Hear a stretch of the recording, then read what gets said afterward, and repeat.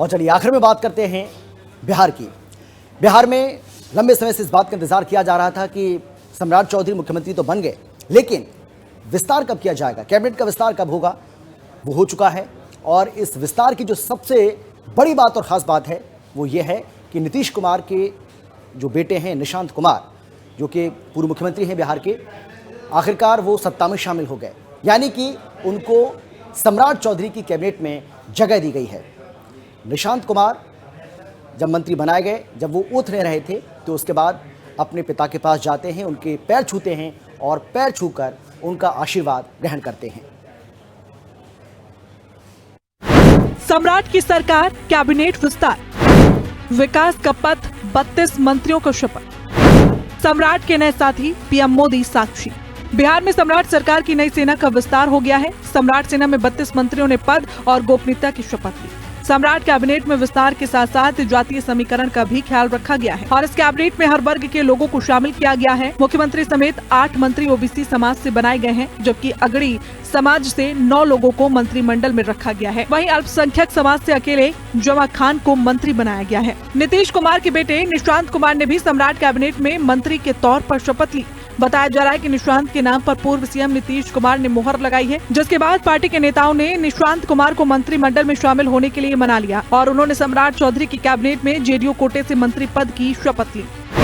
विजय कुमार सिन्हा, जो कि लखीसराय सीट से विधायक है, नीतीश सरकार में 2 बार डिप्टी सीएम रहे, विधानसभा स्पीकर भी रह चुके हैं। वहीं दिलीप जायसवाल, दिलीप नीतीश कैबिनेट में मंत्री रह चुके हैं और वर्तमान में बीजेपी के एमएलसी हैं। वो सीमांचल में बीजेपी के बड़े नेता हैं और बिहार बीजेपी के अध्यक्ष भी रह चुके हैं।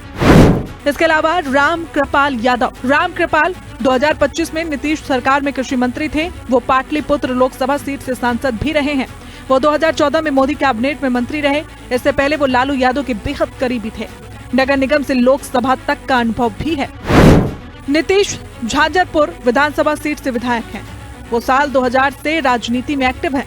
लगातार 5 बार से विधायक हैं। वो पर्यटन उद्योग मंत्रालय संभाल चुके हैं। मिथिलेश तिवारी गोपालगंज के बैकुंठपुर सीट से विधायक हैं। 90 के दशक से राजनीति में एक्टिव हैं। उनके पास बीजेपी संगठन स्तर पर लंबा अनुभव है। 2024 के लोकसभा चुनाव में बक्सर में कैंडिडेट थे। उन्हें अश्विनी चौबे की जगह टिकट मिला था।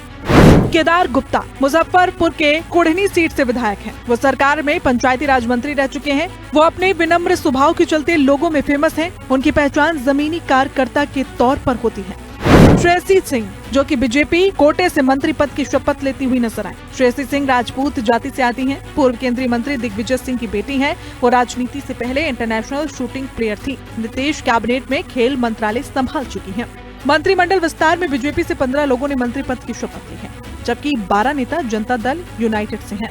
इसके अलावा चिराग पासवान की पार्टी लोक जनशक्ति पार्टी, रामविलास पासवान से 2 जीतन राम मांझी की हम यानी कि HAM पार्टी और RLM से दीपक प्रकाश मंत्री बनाए गए हैं। निशांत कुमार नीतीश कुमार के इकलौते बेटे हैं। इसी साल राजनीति में सक्रिय हुए।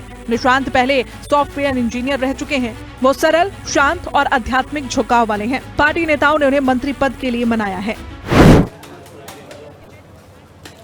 और फिलहाल इतना ही, लेकिन देश और दुनिया की बाकी खबरों के लिए आप देखते रहिए हिंदी खबर, क्योंकि हिंदी खबर पर खबरों का सिलसिला लगातार जारी है। नमस्कार।